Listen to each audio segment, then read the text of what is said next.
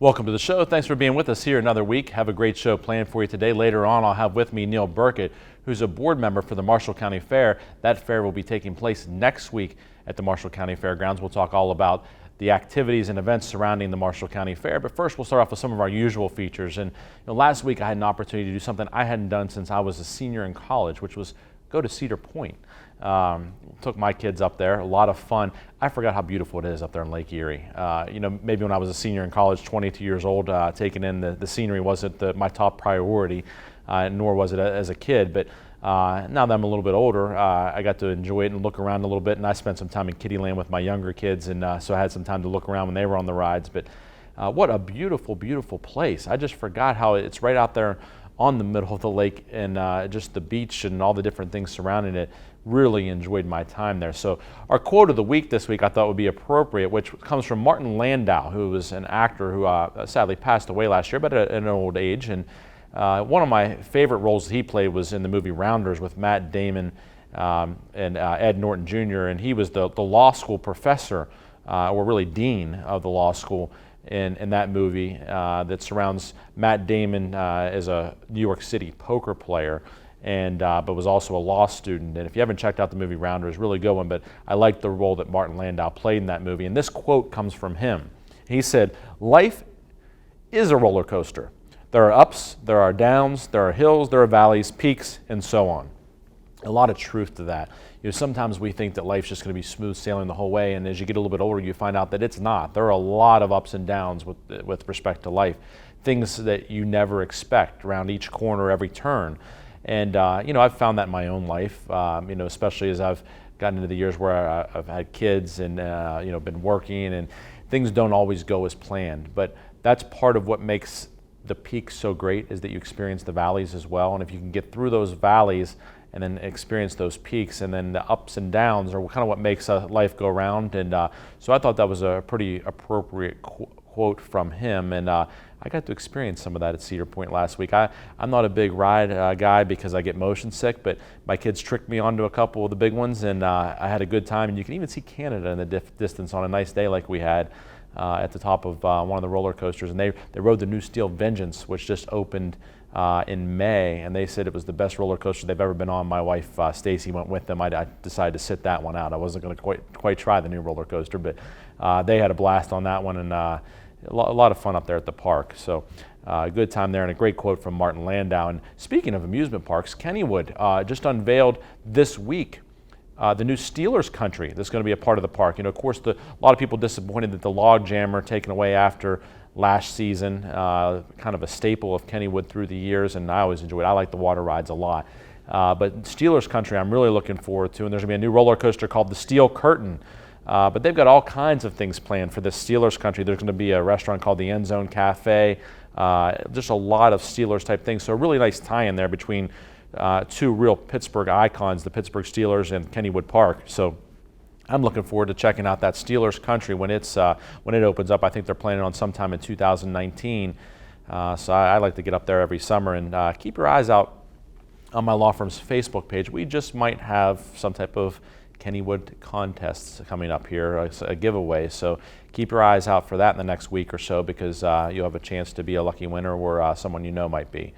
So watch out for that. Last week on the show, I talked about the Supreme Court, and actually, just as I was coming off of the taping of this show, learned that Justice Menace Ketchum had resigned from the West Virginia Supreme Court. I've known Justice Ketchum a long time, knew him even before he was a Supreme Court justice when he was a lawyer, know his son, know his former law partner, and he's had a very long and distinguished legal career. But he got caught up too in this, using state vehicles for personal use, having some office furniture that belonged to the state type use things. But it was mostly the mileage and then a credit card. It was very minimal amounts for really a guy that had been practicing law a long time and was living comfortably. But apparently he decided better to resign than to be subjected to the impeachment proceedings that are going on with the legislature. So that's removed one justice from the court, and also one justice from the consideration of impeachment proceedings. But one thing it does is now opens up a spot that will be on the ballot this November. Last week I was talking about how there would likely not be a spot on the ballot because the impeachment proceedings with respect to the other justices, primarily Justice Lawfrey, who's been indicted, would have to be concluded, and there would have to be an open seat on the court by August 14th in order for it to be on the November ballot. And with the timeline and the pace at which the House is moving, then the Senate would have to move. It does not appear as though it would be likely that there would be a spot on the ballot. Instead, Governor Justice would appoint someone to fill the unexpired term of Justice Lawfrey until the next election. However, now that Justice Ketchum has resigned, which takes effect July 27, a seat will be open before August 14th, so that seat will be on the ballot. And there are already people that are indicating they may or may not run for that seat, some speculation going on. So I don't want to throw names out there because some are rumors, some are confirmed, some are just speculation. But we'll talk about that more on the show in upcoming weeks as people continue to officially perhaps throw their hat into the ring with respect to that particular seat on our Supreme Court. Interestingly, with Justice Lawfrey currently suspended and Justice Ketchum resigning effective July 27, there will only be 3 members left on the 5-member Supreme Court. And I say interestingly, in part because all 3 are women, the first time we've ever had that. Justice Robin Davis, Justice Margaret Workman, and Justice Beth Walker. So all 3 members of the West Virginia Supreme Court will be women. And I'm not sure that any state in the country's ever had that situation. It's good to see in 2018. I know my dad tells the story when he was in law school, graduated in 1972 from WVU, there were only 3 women in his class. And now we have the only 3 members of the Supreme Court to be women. So what progress we've made over the last 45 years or so with respect to women in the workplace here in the state of West Virginia, we still have a long way to go. And I hope we make more progress in that regard. But that is good to see, especially with the fact that my wife is a lawyer, my mother's a lawyer, so I like to see that as well. To see my own daughters perhaps having aspirations and goals of their own someday, whether it be in law, medicine, or some other field that they know that they can reach any level, perhaps even President of the United States someday. So we'll keep an eye on that Supreme Court situation. We need to take a break. When I come back, I'll have with me my guest this week, Neil Burkett, who's a member of the board of the Marshall County Fair. Stay with us here on the Jamie Bordas Show. When reviewing your oil and gas offers or royalty check statements, do you wonder, am I being offered a fair amount? Do I feel comfortable reading the statement? Do I have peace of mind? If you answered no to these questions, you need Bordas Mineral Management. Our passion is helping mineral owners protect and expand their mineral wealth. Our examiners tell you whether you're being treated fairly and getting paid what is rightfully yours. Bordas Mineral Management. Be protected. Have peace of mind.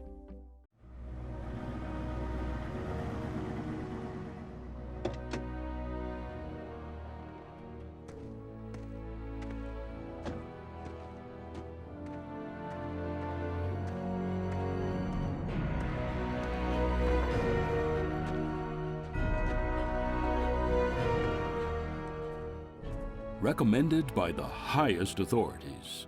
Danoon Lumber. It's like a bad one's coming. Yeah. Right?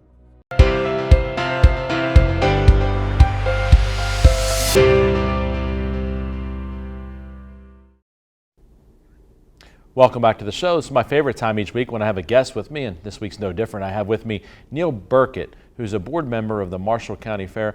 Neil, thanks for being here on the show. Thanks for the invite. I had you on here last year, and it was a lot of fun to talk about the fair. And this year, kind of a special year for the fair, the 70th Marshall County Fair. Yeah, 70 years. It's been a long time running fair. A lot of people may have never been to the Marshall County Fair. Some may have never been to a fair at all.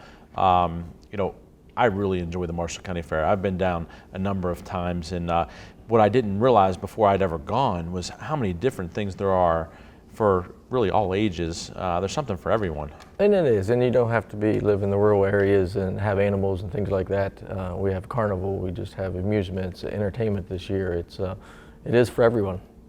One of the things that seems to always be a big part of it, you mentioned animals.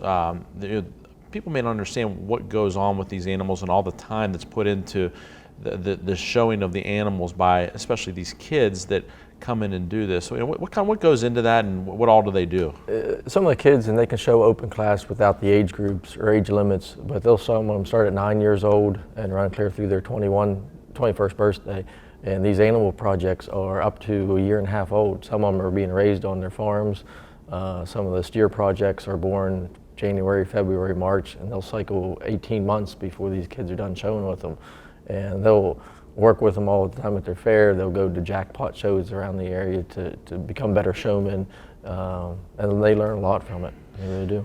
You can really tell when you come out and watch the kids interacting with the animals, the care that they take. I mean, when they're trying to make them look just perfect, and they're feeding them or whatever they may be doing with them, that they really do put a lot of their time, effort, and energy into the animals. They are. I don't want to call them pets because they are the livestock, but honestly, a lot of these kids, they're pets to them. They're in the barns every night, 2-3 hours a night, showing them, clipping them, brushing them out, doing everything with them. They become very, very attached to them, and after the fair's gone, a lot of them separate at that point, and you can see it's an emotional night for a lot of those kids.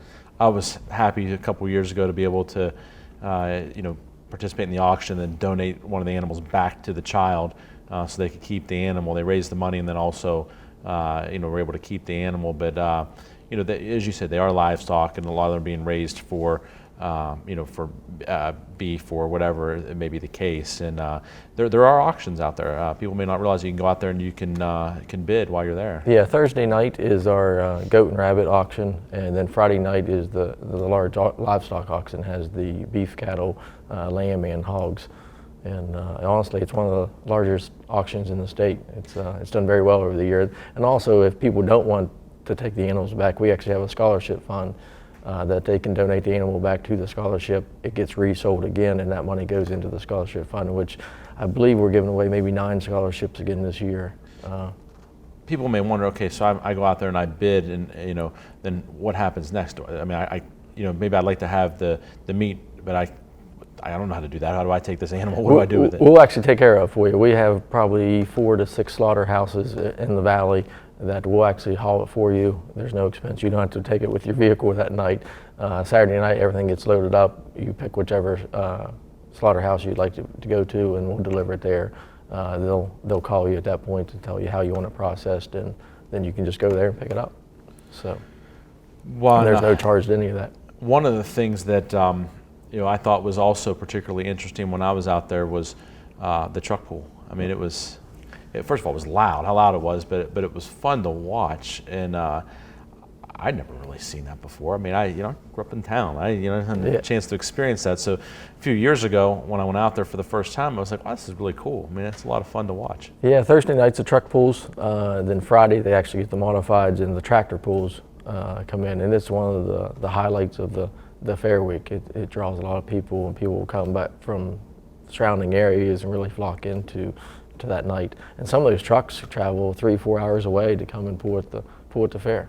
So there's just not local vehicles. There's a lot of the same people that come back year after year? Oh yeah, there's a circuit that they pull on, and they'll follow that circuit around the tri-state area. You mentioned the carnival or the amusement rides. I mean, when people think of fair, sometimes they do think of the more rural activities, but you mentioned there's the rides, and even on the cover of the brochure here, there's the little Ferris wheel here, and things like that kind of remind people of that.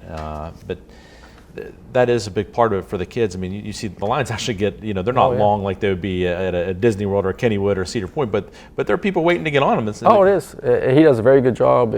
He runs a very clean business over there. It's Dessler Equipment, or Dessler Amusements. It's $10. They don't charge you. You can ride them all day long. That gets you into everything on the whole fairgrounds. It's not like you have to go pay per ride. Once you're in there, take advantage of it. They open up on Tuesday. They run through Saturday. Yeah, and I like that aspect of it, because some of the carnivals you go to, you have to buy tickets or whatever, and you have to give 3 tickets for each ride or whatever. Then pretty soon you're out of tickets. The kids want to go again. You got to go buy again, and they kind of really pull you in at that point. But, so that the all you can ride is a nice aspect. Yeah, it's a little easier on mom and dad. Yeah, especially when you got 6 kids like me. Yes. It ends up being a lot of tickets.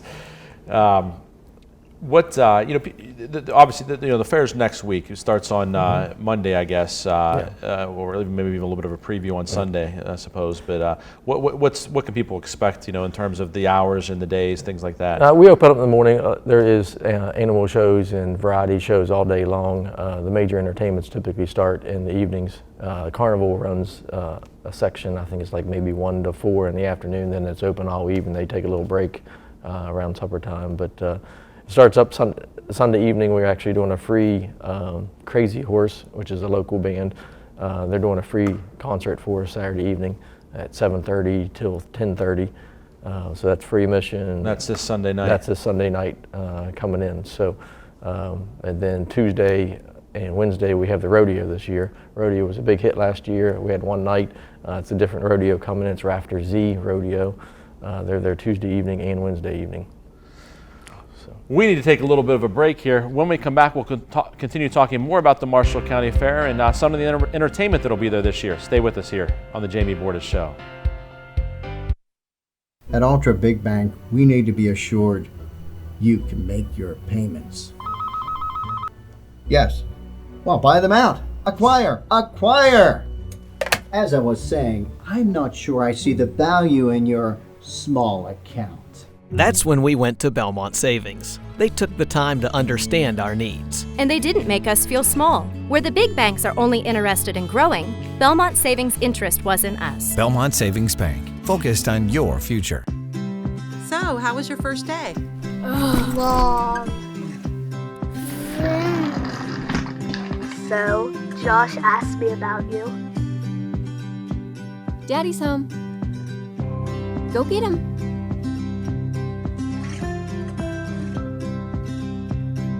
For your home, for your life, for more than 50 years. The Hardwood Specialists, DeNoon Lumber.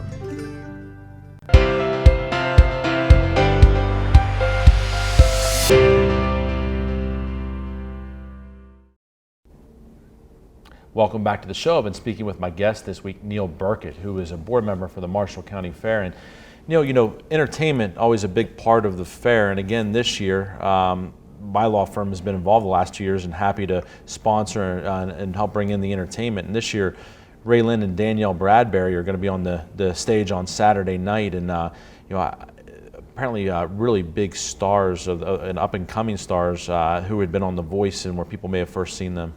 Yeah, this year we've kind of really upped the ante a little bit as far as entertainment. It's Saturdays became you work all weekend or all week long and you're tired, and Saturdays is the day to cut loose, and it's kind of like the headliner. And with those two entertainments coming in this year, we're expecting just a huge crowd for it.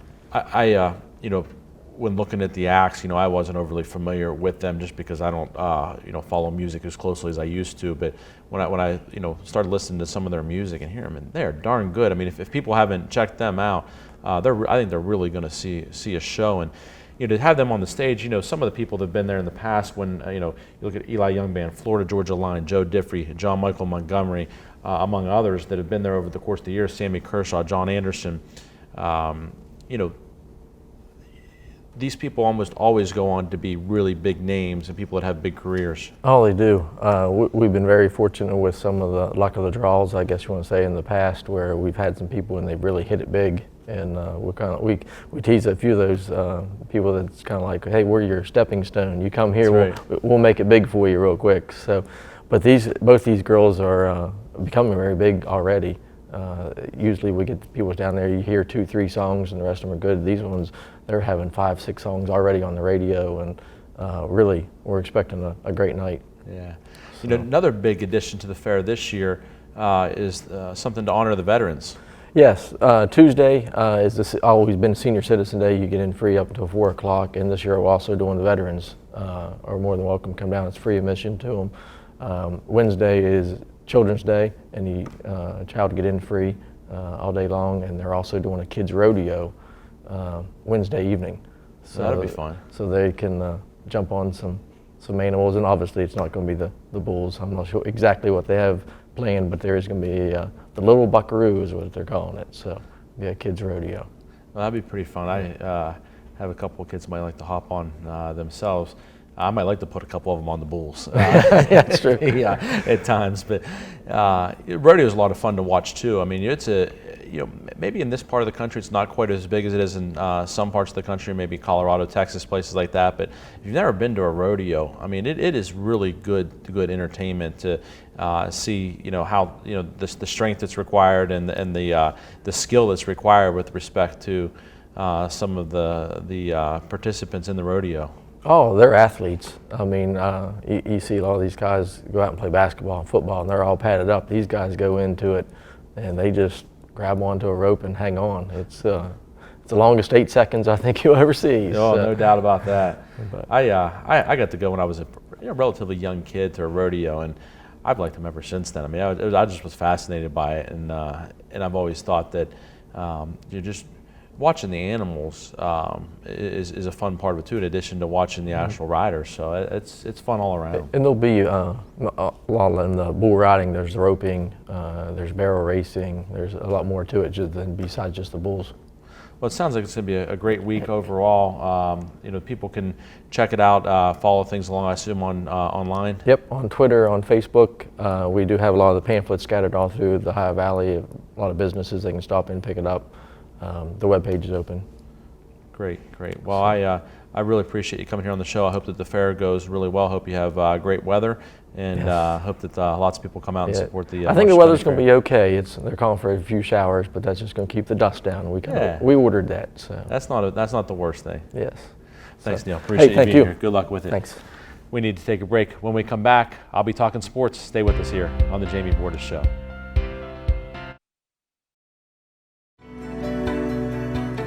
People in nursing homes are some of the most vulnerable members of our society. They're there because they can't take care of themselves.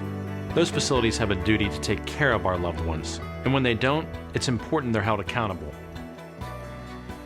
We've not only collected record results against negligent nursing homes, but more importantly, we've helped so many families get the answers and closure they so badly needed. Bordas and Bordas, fighting for justice. We're Panhandle Cleaning and Restoration, and we're gonna save you. We've got it down to a science, an absolute state of art. We do it all, restoration, cleaning, and reconstruction. When disaster strikes, just pick up the phone. We're Panhandle Cleaning and Restoration, and we're gonna save you.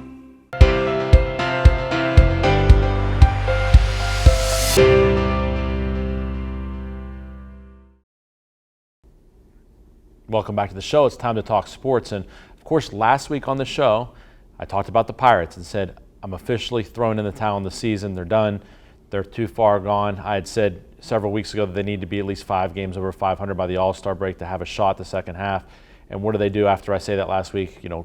Sweep the Brewers in a 5-game series, the first 5-game sweep in Major League Baseball in 12 years. So, of course, I really know what I'm talking about. And anyway, I still think the season's done. It's just too far of a hole that they dug themselves into, but you never know.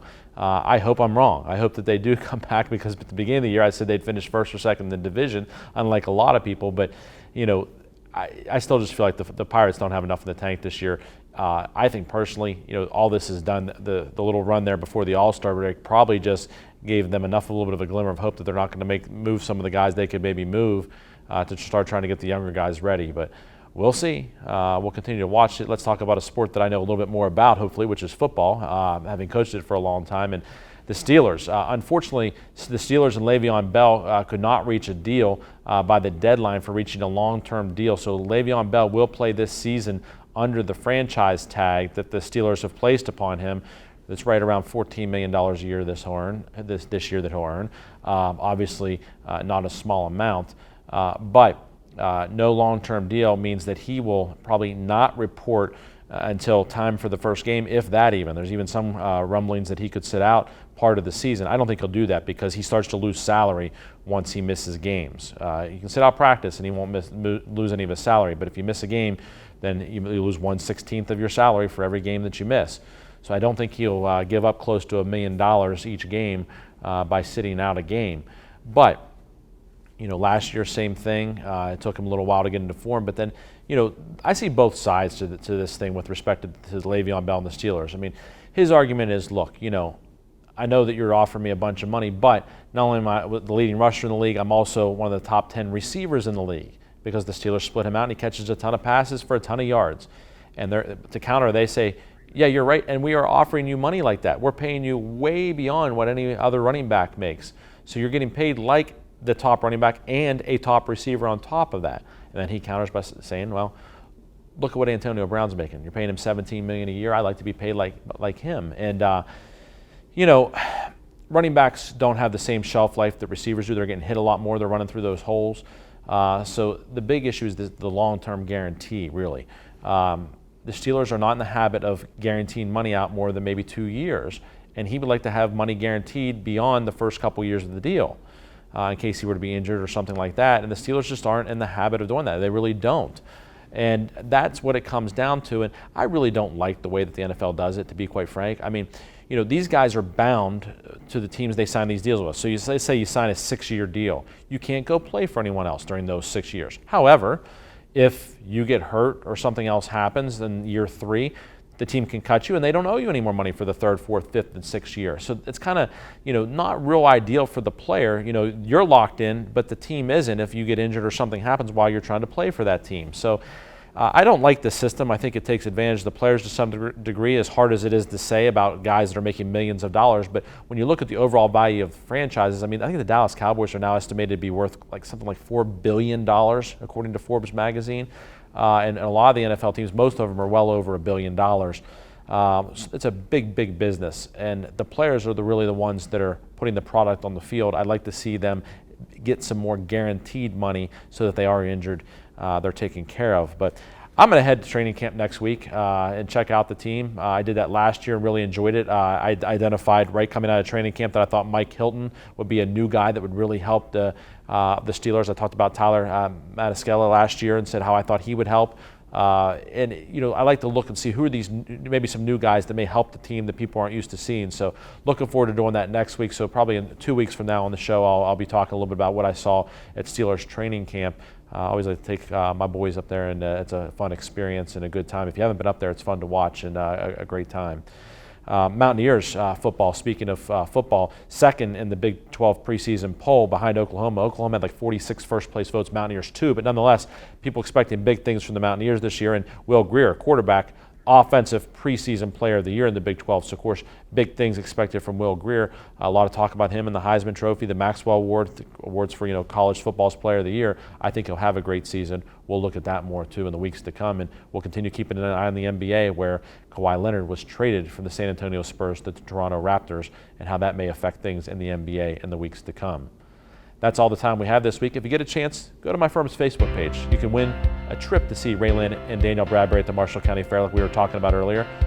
We'll see you again next week on the Jamie Bordas Show.